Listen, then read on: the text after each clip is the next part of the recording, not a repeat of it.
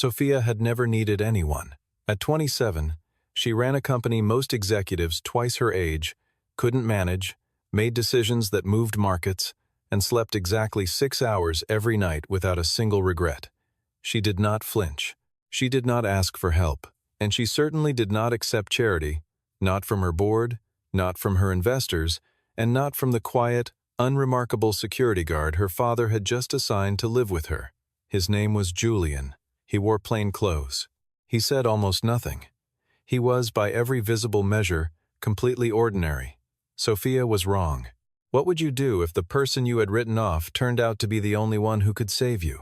Nexus Technology Solutions had grown 38% in the past fiscal year alone. That number, carved into the glass lobby wall in frosted letters, was Sophia Harmon's personal declaration of war against every person who had ever doubted her. The company specialized in proprietary data security infrastructure, the kind governments quietly paid for and competitors quietly stole. Sophia had built it from a $70,000 inheritance and a fury she had never fully explained to anyone. She wore charcoal blazers. She carried a black leather folio everywhere. Her employees did not stop to chat with her in the hallway. They moved aside and stared at their shoes until she passed. She was not cruel. She was simply a woman who had learned, at some cost, that warmth was a vector for betrayal. That lesson had come 6 years earlier, in the form of a former business partner named Derek Holt. They had co-founded a smaller firm together in their early 20s, Derek with his charm and connections, Sophia with her code and her precision. For 2 years, she had trusted him completely. She had shown him every internal system, every vulnerability, every corner of her professional life. When he dissolved the partnership and walked directly to their largest competitor with everything she had built, Sophia did not cry. She did not confront him publicly. She simply closed the door to her apartment for a weekend, came out on Monday morning with a new incorporation filing and a permanent policy: trust no one with access to what matters. By the time she was 27, that policy had made her very successful and very alone, and she considered both outcomes entirely acceptable. Her father, Alexander Harmon, did not consider them acceptable. Alexander was 61 years old, a silver-haired man who had spent 30 years building his own real estate empire before semi-retiring and pouring a significant portion of his capital into Sophia's company. He was not a passive investor. He attended board meetings. He reviewed quarterly financials, and lately, he had been receiving information through channels he did not share with Sophia that certain people were paying very close attention to his daughter. Sophia's refusal to carry personal security had always annoyed him. Now it frightened him. He presented his case over dinner at his townhouse on a Tuesday evening in late October. The proposal was, by Sophia's estimation, completely unreasonable. An independent security contractor, not a corporate team, not a badge and building hire, but a single individual would be assigned to her. He would live in the secondary unit connected to her home. He would be present, within reasonable distance, at nearly all times. Sophia set down her fork. She explained, in the measured tone she used for particularly incompetent board presentations, that she had a security system, a verified building staff, and no history of credible threats that warranted this level of disruption to her life. She did not need a babysitter. She especially did not need one installed inside her home. Alexander slid a single printed page across the table. It documented 3 incidents in the past 45 days. A vehicle registered to a known industrial espionage firm parked outside her office building on 2 separate occasions. A phishing attempt targeting her personal email, not her corporate address, her personal one that had been caught by her system but bore the signature of a highly sophisticated operation. And a name: Victor Crane, the current managing director of Ashford Capital, a rival firm that had lost 3 major government contracts to Nexus in the past year. Sophia read the page once. She folded it and slid it back. She still said no. Alexander had anticipated this. He did not argue further that evening. But 3 days later, Sophia arrived home from the office to find a man sitting in the small garden courtyard of her building, a child asleep against his shoulder, and a single duffel bag on the ground beside his boots. He looked up when she approached. Dark eyes, completely still. His name was Julian Mercer. He was 34 years old, according to the brief profile her father's assistant had emailed her that afternoon. Former contractor, currently self-employed. Single father, one daughter, age 6. Sophia stared at him for a full 3 seconds without speaking. Then she looked at her father's assistant's email again and confirmed that yes, this was the man Alexander Harmon had hired to protect the CEO of a $40 million data security firm. She called her father immediately. He did not answer. He sent a single text message, "Give it 2 weeks, then we'll talk." Sophia understood, in that moment, that her father had structured this so that removing Julian would require a formal process, one that would alert the board, raise questions, and create exactly the kind of noise she had spent years avoiding. He had used her own company's governance against her. She stood in her courtyard with her phone in her hand, and the weight of the situation settling over her like concrete. "You have the secondary unit," she said to Julian. Her voice was even. "There are rules. You do not enter my primary space without permission. You do not speak to my colleagues or staff about anything you observe here. You do not interfere in my schedule." She paused, and whatever that is, she glanced briefly at the sleeping child. "It stays quiet." Julian looked at her for a moment. Then he nodded once. That was the entire first conversation. The next morning, Sophia encountered Julian in the shared garden at 6:43. He was already awake, standing near the far edge of the courtyard with a coffee cup, not looking at his phone, not doing anything in particular, just standing, alert in a way that felt odd for that hour and for someone who had no apparent reason to be watchful. She acknowledged him with nothing more than a nod and walked to her car. She told herself she noticed nothing unusual about him. This was not quite true. Julian Mercer was not what Sophia's mental model of a security contractor looked like. The corporate security professionals she had worked with over the years were typically polished. They wore earpieces, they carried notepads, they used words like protocol and perimeter sweep. They performed their competence loudly because performance was how they justified their contracts. Julian did none of that. He wore dark gray trousers and plain long-sleeved shirts. He carried nothing visible. When he spoke, which was rare, his sentences were short and specific, stripped of any word that wasn't load-bearing. He did not fill silence. He seemed, in fact, completely comfortable with silence, which Sophia found simultaneously appropriate and slightly unnerving. On the 3rd day, she came home to find his daughter in the courtyard. Luna was 6 years old and small for her age, with dark curly hair and enormous brown eyes that tracked movement the way cautious animals do. She was sitting on the stone bench with a stuffed rabbit in her lap, its ears worn soft from handling, and she was drawing something in a small notebook. When Sophia entered through the gate, Luna looked up and went absolutely still. Sophia stopped. They regarded each other for a moment. Sophia did not know what to do with children. They operated outside her areas of competence. She gave the girl a brief, neutral nod, the same one she gave to junior analysts, and walked toward her door. "She doesn't bite," Julian's voice came from behind her. He had appeared from the secondary unit doorway without a sound. "She's just shy." "I didn't assume otherwise," Sophia said without turning around. She went inside and did not think about the girl's enormous, watchful eyes for the rest of the evening. Or so she told herself. The friction between Sophia and Julian was not explosive. It was quiet and persistent, like a low-grade electrical current. Sophia had rules. Julian followed them to the letter, which somehow made her more irritated, not less, because it gave her nothing to correct. She had expected pushback, petty violations, the kind of low-level territorial behavior she was accustomed to managing. Instead, she got a man who was simply present, who never explained himself, who watched everything. She caught him watching the street from the second-floor window of his unit one evening, not in an obvious way, not with anything visible in his hands, but with the particular quality of attention she recognized from certain former military consultants she had brought in for infrastructure risk assessment. The kind of watching that wasn't casual. She noted it and said nothing.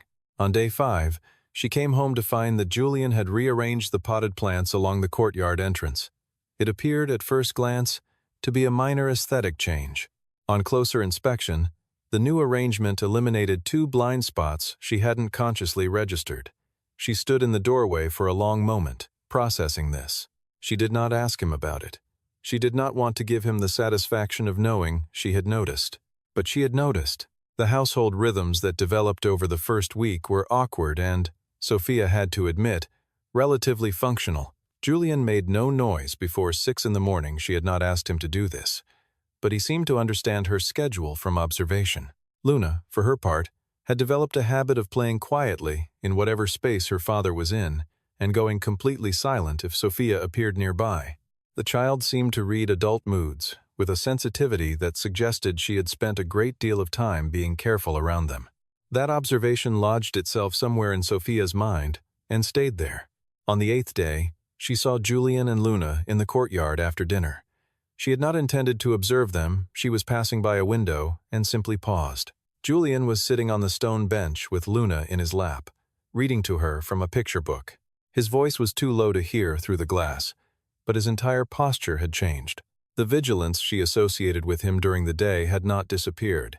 She suspected it never fully did, but something in him had softened around the edges.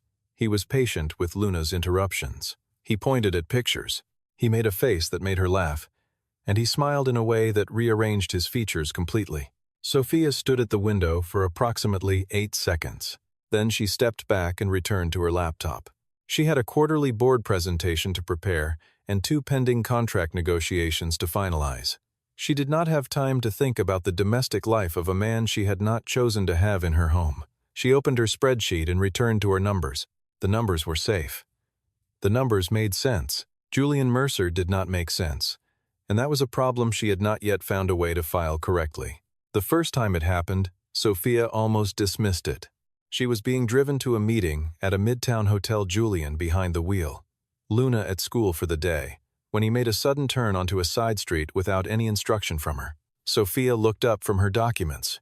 "That's not the route," she said. "There's a vehicle that has followed us from the garage," he said. "Dark blue sedan, out-of-state plates. It has been maintaining exactly 4 car lengths for the past 11 blocks. Sophia looked in the rearview mirror.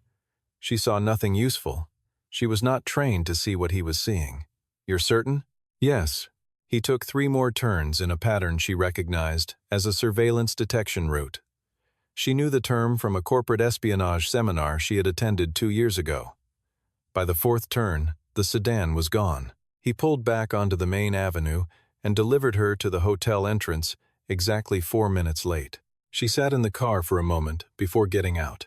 "Have you done this before?" she asked. "Driven?" he said. She looked at him.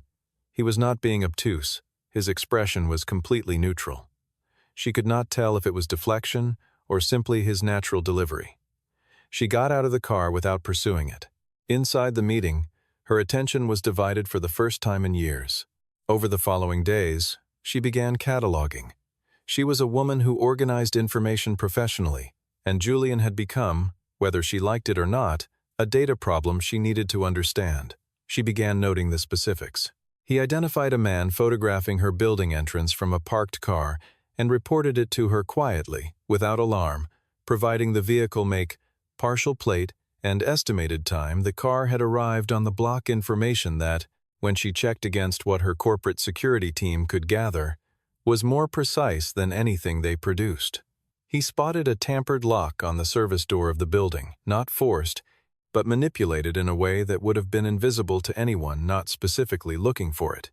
He said nothing about it until he had already had it replaced. He read rooms. At a company function she allowed him to attend as peripheral security, she watched him process the space within 30 seconds of arrival exits, sight lines, positions of unfamiliar faces. He had done it so naturally that no one else in the room had registered it happening. She registered it because she had been watching him specifically. His hands were scarred. Not uniformly, not in the way of factory or kitchen work, but in the discrete, specific pattern that suggested long-term training with certain equipment. She had seen that pattern once before, on a retired federal agent who had consulted for Nexus on penetration testing. She started asking questions. "Where were you before this?" she asked on a Wednesday evening. Catching him in the kitchen with Luna, he was cutting an apple with the kind of automatic, unhurried precision that people develop after doing something the same way for a very long time. "Private contracting," he said. Before that, a pause. "Service. Branche?" He handed Luna a a piece of apple. "Does it matter for the job?" "I'm asking," she said. He turned slightly toward her. Not defensive, measured. "Army," he said. "Long time ago." She waited. He said nothing further. Luna accepted the apple slice and returned to her drawing without looking up. That evening, Sophia ran his name through the professional background check service Nexus used for executive hires. Julian Mercer. The results were sparse in a specific way. He had a valid Social Security record, a driver's license, a brief employment history with 2 private security firms, 1 domestic, 1 with offices in 3 countries, and then nothing. The employment history stopped 5 years ago. Before that, the record was thin and oddly generic, the kind of thin that does not come from a person who simply didn't do very much, but from a person whose history had been carefully managed. She had seen this before, once, in the file of a defense contractor who had done covert work for a government agency and whose civilian identity had been partially constructed for operational purposes. She did not sleep well that night. The following afternoon, she was working in the living area when she heard a sound from the courtyard that was not right, a scrape, a specific weight distribution on the stone path that she could not have articulated, but that her body registered before her mind did. She was already turning when Julian came through the door, positioned himself between her and the window, and said, "Inside. Now." It took 40 seconds. A man she had never seen before passed the courtyard entrance, paused, and continued. Julian watched until the street was clear. Then he stepped back and said, "Someone doing reconnaissance. He has been passed once before. Different clothes." Sophia's heart was beating faster than she wanted it to. "How did you know I was in danger?" "I didn't know you were in danger," he said. "I knew someone was gathering information. Those aren't always the same thing. But I'd rather treat them the same way." There was a pause. "Who are you?" she asked. She kept her voice even, but something in the question had moved below her professional register into something more direct than she was accustomed to being. Julian looked at her for a long moment. "Someone doing a job," he said. He went back to the courtyard. Sophia stood in the center of her living room, a woman who controlled $40 million of infrastructure and a team of 217 people, and realized for the first time in years that she was in a situation she did not fully understand. Julian was not who his file said he was. He was also, demonstrably, protecting her with a level of skill that her father's money hadn't simply purchased at a standard security firm. The question was why someone with that level of training was living in a secondary unit off a garden courtyard, reading picture books to a 6-year-old and calling it private contracting. She did not have an answer. That bothered her more than almost anything else. The breach happened on a Thursday. Sophia's chief technology officer, a meticulous woman named Dana Fowler, flagged it at 9:40 in the morning, an internal access log, showing a data query on the government contract specifications, the ones related to Nexus's highest-level infrastructure client run, from credentials belonging to a mid-level senior engineer named Patrick Ellison. The query had happened at 2:14 in the morning, when Patrick Ellison was, according to his building access records, not in the office. Sophia was in the conference room with Dana and their head of internal security within 12 minutes of the notification. She did not raise her voice. She did not express panic. She identified the scope of the potential leak, issued a credential lockdown on the affected systems, and directed Dana to isolate the compromised network segment before anyone outside that room had time to understand what was happening. She was very good in a crisis. What she could not fully contain was the scale of the implication. If someone had Patrick's credentials and remote access to the internal system, they had either compromised the network perimeter or they had help from inside.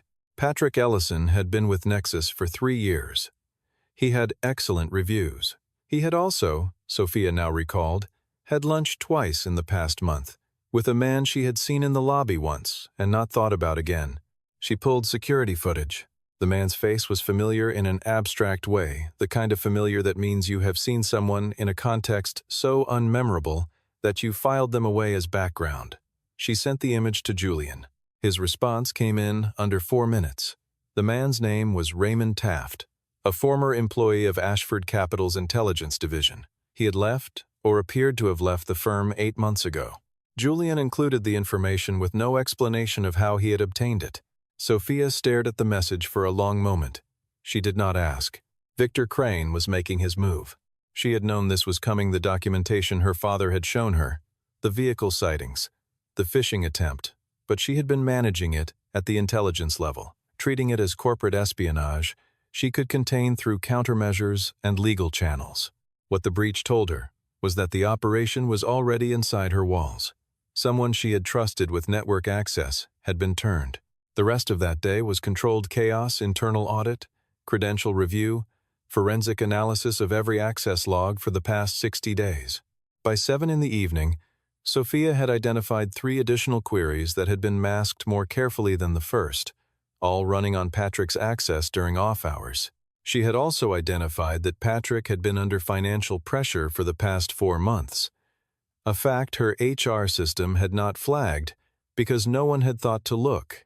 She did not go home until 10 that night. Julian was in the courtyard when she arrived. Luna was inside, and asleep. She could see the light off in the secondary unit's upper window. He was standing near the entrance, exactly where he always stood when he was waiting for her. She had not told him she was coming home late. He had waited anyway. She walked past him without speaking. She was halfway to her door when her phone buzzed. Unknown number. She answered without thinking a decision. She regretted the moment she heard the voice. It was a man she didn't recognize, speaking in a tone so deliberately calm it was its own kind of threat. He told her that what had happened today was not an accident, and not the end. He told her she had 48 hours to consider a meeting. He told her the next step would be less surgical. Sophia ended the call. Her hands were still. She turned around. Julian was already standing 3 feet away. He had moved from the far end of the courtyard to her position in complete silence, and he was reading her face with the same total attention he used to read streets. "Threat call?" he said. She looked at him. "How did you—" "Your posture changed," he said simply. "What did they say?" She told him. He listened without expression. When she finished, there was a moment of silence that was different from his usual silence. It had a different texture, a quality of assessment rather than reserve. "They'll move tonight," he said. "Or very close to it. The call isn't a negotiation. It's a countdown. You can't know that. I've seen this before," he said. She wanted to ask where, when, in what capacity. She didn't. Something about the certainty in his voice locked the question out. "Go inside," he said. "Lock everything. I need to make a call. You need to—" Sophia. It was the first time he had used her name without professional distance. It stopped her. "Please, go inside." She went inside. She sat on her couch and listened to silence and tried to feel like a CEO and not like someone being hunted. The attempt was only partially successful. At 1:23 in the morning, she was still awake when she heard a sound from the courtyard that was wrong. Not loud, just wrong. She moved to the edge of the window. There were 2 of them. She registered that much before Julian appeared from a shadow she had not realized contained him. What happened next lasted less than 30 seconds. She watched it through the glass with a kind of cold, suspended disbelief, because the person she was watching was not the quiet, contained man who read picture books to his daughter and drank coffee in the morning garden. The person she was watching moved with a precision and economy that was not amateur, not defensive, and not anything close to what a basic security contractor was trained to do. Both men were restrained before she had fully processed that it was over. Julian stood up. He was breathing normally. He straightened his sleeve, looked toward her window, and gave a single nod. Sophia stepped back from the glass. For the first time in longer than she could remember, she had absolutely no idea what to do next. She did not sleep. By the time the sky outside her window had grayed from black to the flat, diffuse light of early morning, Sophia had moved through several distinct emotional registers, all of them unfamiliar, and arrived at the only response her psychology had ever produced under genuine uncertainty: investigation. She opened her laptop and went back to Julian's background report. The second time through, she read it differently. What she had initially processed as sparse now read as shaped. The 2 private security firms listed in his employment history were both legitimate companies. She had verified this before, But when she mapped their known clients and operational geographies against each other, a pattern emerged. Both firms had contracts in regions and for clients that typically employed people with government security clearances well above standard corporate level. The dates of his employment with each firm were clean and specific, but the gap between his military service and his first private employment was 3 years long, and those 3 years had produced no records at all. Not few records, none. She pulled the names of both firms' principals and cross-referenced them against known defense industry networks. The second firm's founder had a documented history as a liaison for a joint task force involving federal intelligence operations. This was not publicly advertised, but it was in a conference proceedings document from 8 years ago that had been partially redacted in the public version, and Sophia had access, through a Nexus security clearance, to the unredacted version. She read the unredacted document at 3:40 in the morning, with her coffee going cold beside her. The scars on Julian's hands were not from extended training with standard equipment. She had misidentified them. They were the specific pattern left by certain kinds of tactical fieldwork, the kind conducted in non-standard conditions over extended periods. She had seen that specific pattern described in a training manual that Nexus had been given access to during a government contract consultation, and she had not identified it earlier because she had not been looking for it. She had been looking for a simple lie. The truth was more complicated than a lie. She built the picture methodically, the way she built financial models, one verified element at a time, each constraining what the next could be. Julian Mercer was a name.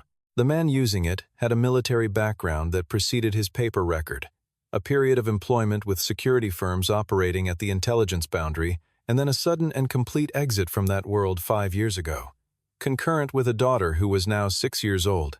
Luna had been approximately 1 year old when Julian's employment records ceased.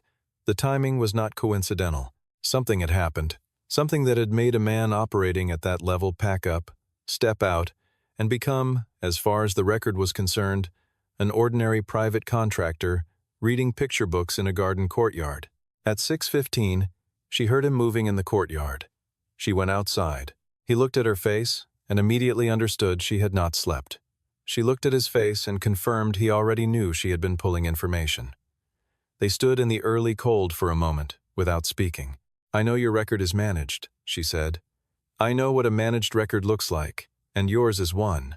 I know the 2 firms you worked for operate at the intelligence level. I know there are 3 years missing before that." She paused. "I'm not accusing you of anything. I just need to understand what is happening in my life." Julian was quiet for a long time. Not the quiet of someone building a deflection, the quiet of someone making a decision. "I'm not going to give you a full briefing on my history," he said, finally. "Not yet. But I can tell you that nothing you're in the middle of right now is beyond what I'm trained to handle. And I can tell you that your father knew exactly what he was getting when he hired me." Sophia felt the small, cold click of confirmation. Alexander had not simply hired a security contractor from a random firm. He had found Julian specifically, which meant Alexander knew precisely who Julian was. "Why the cover?" she asked. "Because the people coming after you aren't expecting someone with my background. If they know I'm here, they prepare differently. The cover isn't to fool you, it's to fool them." She processed this. "And the rest of your file?" He met her eyes. "Is mine." There was a firmness in that statement that was not aggression. It was the kind of boundary she recognized from people who had earned the right to it through something she did not yet fully understand. She did not push it. "Last night," she said, "those 2 men, handled, documented, authorities will have them by this afternoon. I contacted someone who will process it without public exposure for you or Nexus. You have contacts in law enforcement?" "Yes. Federal, among others." She stood very still in the cold morning air, recalibrating every assumption she had built about this situation since the evening she had found him sitting in her courtyard with his daughter asleep against his shoulder. "You could have told me this at the beginning," she said. There was no accusation in her voice. She was genuinely asking. "You wouldn't have accepted the cover story if I had," he said, "and you would have pushed back harder on having me here. Your father was clear that removing me had to be your choice, freely made, not something you engineered before you understood the threat." She thought about this. She thought about her father, 61 years old, looking at security intelligence about people circling his daughter, and deciding that the most effective protection he could give her was a man who could blend entirely into the ordinary world while being completely extraordinary within it. She thought about the fact that she had spent 8 days treating Julian as an unwanted imposition, when he had spent those same 8 days keeping her alive without her knowledge. "Your daughter," she said quietly. "Luna doesn't know any of this." Something moved behind his eyes very briefly, very controlled. "No," he said. "She knows her dad keeps people safe. That's all she needs to know." There was a silence. "I need to know everything you've observed," Sophia said finally. "Everything relevant to the crane operation. We worked together on this. No more information gaps." Julian looked at her for a long moment. "All right," he said. It was the longest conversation they had ever had. Victor Crane made his final move on a Saturday evening. Sophia had spent the 2 days since her early morning conversation with Julian in a different operational mode. Not slower, not softer, but more precise. They had mapped the Crane network together. Julian providing intelligence from sources he did not name, but whose accuracy she could no longer question. And Sophia providing the corporate architecture, the financial patterns, and the exact shape of what Crane was trying to extract. It was an efficient collaboration of most of the friction that had characterized the first week. She asked precise questions. He gave precise answers. They did not waste each other's time. She had also, in those same 2 days, had 3 conversations with Luna. The first was accidental. Sophia came into the kitchen for water at 9 in the evening and found Luna sitting at the table with her stuffed rabbit, unable to sleep, and they had spent approximately 12 minutes in the same space without it being awkward, which was not something Sophia had expected. The second was deliberate on the child's part. Luna had appeared at the connecting door with a drawing she had made and held it out to Sophia with the expression of someone making a significant social overture. Sophia had accepted the drawing and said it was good.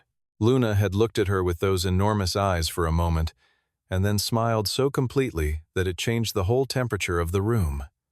The third conversation was brief but carried weight. Luna had asked Sophia what she did all day, and Sophia had explained simply that she ran a company. Luna had considered this and said, "Like a boss?" And Sophia had said, "Yes, like a boss." And Luna had nodded, apparently satisfied, and returned to her drawing. Sophia had kept the drawing. She did not think too carefully about why. On Saturday evening, she was working from home. Julian nearby. Documents spread across her dining table when her phone rang. It was her building's lobby security system. Delivery pickup, wrong address. Could she come down to verify? It was not a call her building system made. The building used a standard app notification, not a phone call. She had never received a phone call from lobby security in 2 years of living there. She looked up at Julian. He was already on his feet. "Don't go down," he said. "I wasn't going to," she said. In the next 4 minutes, Julian made 3 calls in rapid succession. The last one lasted less than 60 seconds. And when it ended, he turned to her and said, "They've moved 2 people into the building through the service entrance. They're on their way up. Someone inside gave them access." He moved toward her with a precision that was deliberate and pre-planned. "There's a secondary exit through the maintenance corridor. We go now." They went. Luna was in her room, and Julian's first action was his daughter. He had her in his arms, blanket and rabbit and all, before Sophia had crossed the threshold of the secondary unit. That action, executed without hesitation, without a breath of calculation, the child came first. Automatically, the way breathing came first told Sophia something about Julian Mercer that no intelligence file could have communicated. They moved through the maintenance corridor. Julian ahead, Sophia close. Luna pressed against his shoulder with her eyes open and frightened and silent, because she was a child who had learned to be silent in difficult moments. That knowledge settled over Sophia like a weight.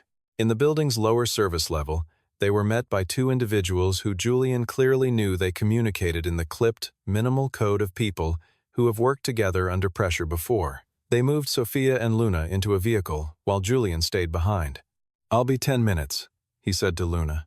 He touched her face. "Stay with Sophia." Luna looked at him with enormous eyes. She nodded.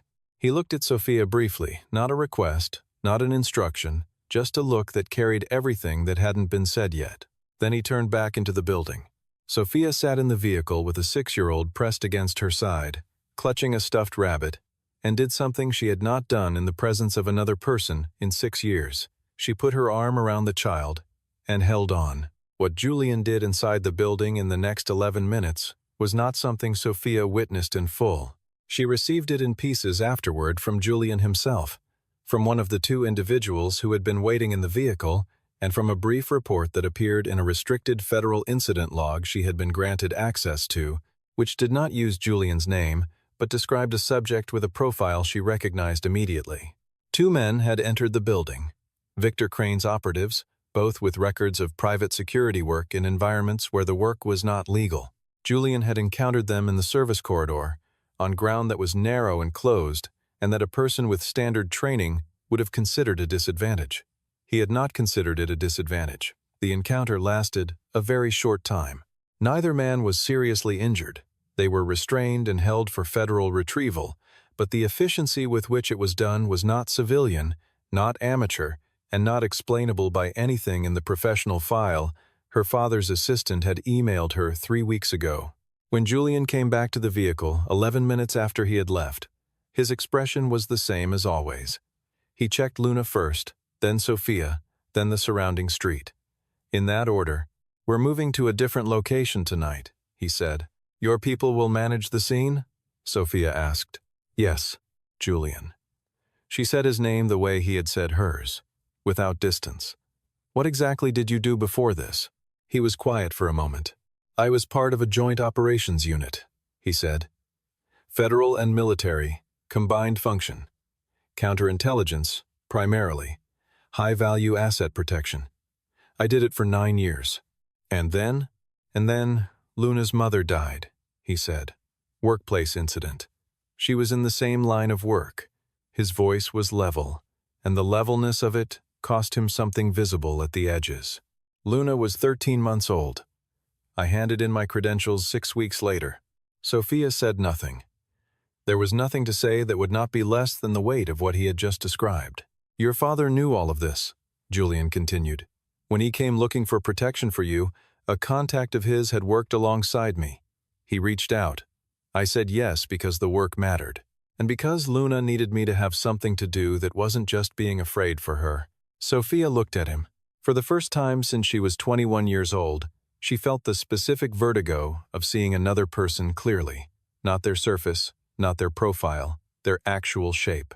A man who had operated at the highest level of protective intelligence, who had walked away from all of it for a 13-month-old girl, who had lived quietly in the space between who he had been and who his daughter needed him to be, and who had, without announcement, stepped back into that first person on her behalf. She had spent 8 days treating him as an inconvenience. He had spent 8 days treating her life as worth protecting. "You should have told me," she said. "I know," he said. That was all. In the days that followed, Sophia did something she was not practiced at. She adjusted. Not dramatically. Not with the sudden warmth of a person who had simply forgotten to be open and now remembered. That was not who she was. But the recalibration was real. She could feel it happening, like the slow correction of a bearing that had been running slightly off for a long time. She had built her entire professional identity on the premise that control was safety. Julian's existence, specifically, his choice to surrender the kind of control she admired most in order to raise his daughter, was a direct argument against that premise. She did not know what to do with it yet, but she stopped dismissing it. She began telling him things. Not confessions, not emotional revelations. She was not built for those, and had no interest in performing them. She told him how the Crane situation had developed over the past year. She told him about Derek Holt, briefly and without particular feeling, because it was relevant context, and because she found, unexpectedly, that it did not feel like exposure to say it out loud to this specific person. She told him that her company was not simply a company to her, it was the rebuilt version of something that had been taken, and every year it grew was a year the original theft mattered less. Julian listened. He did not offer advice she had not asked for. He did not reflect her feelings back at her in the way she found intolerable from most people, the performed empathy that was really just a mirror aimed at itself. He simply listened, and occasionally said something that was true and specific and had clearly been considered before being spoken. She found herself valuing those intervals more than she expected. She spent time with Luna. This happened gradually, in the organic way that things happen when proximity allows them to. Luna had decided, by some internal calculation that Sophia was never informed of, that Sophia was safe. The girl began appearing at the edge of whatever room Sophia was working in, not asking for attention, just present, drawing in her notebook, or arranging small objects on the floor in patterns that seemed to have private significance. Sophia found, against expectation, that the presence was not disruptive. Luna's quietness was not the silence of absence, but the silence of a child fully occupied with her own interior world, which had a kind of weight and realness to it that Sophia respected. She brought Luna a new notebook, a better one, heavy paper, proper binding. She left it on the kitchen counter without comment. Luna found it that morning and looked at Sophia with an expression of such pure, uncomplicated joy that Sophia had to look back at her laptop to prevent herself from doing something embarrassing. Julian saw the exchange from the doorway. He said nothing about it. Later that evening, he made coffee and left a second cup on the counter near Sophia's workspace, a gesture that was simple, and that meant, without performance, that he saw her. She drank it. The dynamic between them had shifted without arriving at a new definition. They were not friends. The word felt reductive and inaccurate. They were not employer and employee. Or not only that, what they were was something that had emerged from shared high pressure and mutual recognition, the kind of thing that forms between people who have been in actual danger together and come out on the other side with a clear understanding of who the other person is in the hard moments. He did not romanticize her. He did not soften her edges or pretend they were not edges. He spoke to her as an equal, with the specific, unaffected directness of someone who has worked alongside highly competent people and knows how to meet them where they are. She did not know when she had last experienced that. One evening she found him in the courtyard after Luna was asleep, sitting on the stone bench in the dark, and she brought her own coffee and sat at the other end of the bench, and they were quiet together for a while, without it being uncomfortable. The city made its low nighttime sound around them. The lights were on in the upper windows of the neighboring buildings. "You gave up a lot," she said eventually. "I got something back," he said. "Luna." "Yes." And he paused. The chance to do the work without losing sight of what the work is for. She thought about that. She thought about her own company built from betrayal, maintained through isolation, running on the premise that connection was a liability. She thought about the drawing Luna had given her that was still on her desk, slightly crooked against the edge of her monitor. "I built a company on not trusting people," she said. "I know," he said. "That might have been a mistake." He looked at her steadily. "Might have been," he agreed. She had the distinct impression he was not talking only about the company. She did not respond to that, but she did not look away either, which was, for Sophia Harmon, as close to an answer as it was possible to give. The unraveling of the crane operation took 2 weeks from the night of the building incident. Julian's federal contacts moved quickly, once they had the operatives who had entered the building, and the documentation Sophia and Julian had assembled together, the access logs, the financial patterns, the network map, the recorded threat call. Victor Crane did not go quietly. He had lawyers and resources, and 3 days of public denials that were very polished and very ineffective against the weight of evidence that had been building for months. Nexus's legal team filed in federal court. The civil component alone, the trade secret theft, the network intrusion, the compromised credentials, was enough to cost Crane's firm its government contract eligibility for the foreseeable future. Patrick Ellison cooperated fully once the evidence was presented to him. He had been financially coerced, not the first time Sophia had seen that particular vector, and he was remorseful in a way that she found genuine if not sufficient. She did not destroy him. She removed his access, ended his contract, and referred the matter to the appropriate channels. She did not take pleasure in it. She took note of the fact that she did not take pleasure in it, which was itself a change. Dana Fowler, her chief technology officer, spent 4 days running the most rigorous internal security audit in Nexus's history, and came out the other side with a report that was 42 pages long and deeply unpleasant to read. Sophia read every page. The company's vulnerability had not come from its code or its infrastructure. It had come from insufficient attention to the human layer of security, the people, the relationships, the spaces where trust had not been built because she had designed the culture to function without it. She held a staff meeting on the day the Crane matter was formally resolved. She stood in front of 217 people and said something she had not planned to say, something that arrived fully formed only as she began speaking. She told them that the company's strength had always been its technical precision, that this remained true, but that she had made a structural error in treating the people who carried that precision as a liability to be managed rather than a foundation to be supported. She intended to correct it. 217 people looked at her. Several of them looked surprised. Dana Fowler, in the front row, gave the smallest possible nod. Sophia considered it a beginning.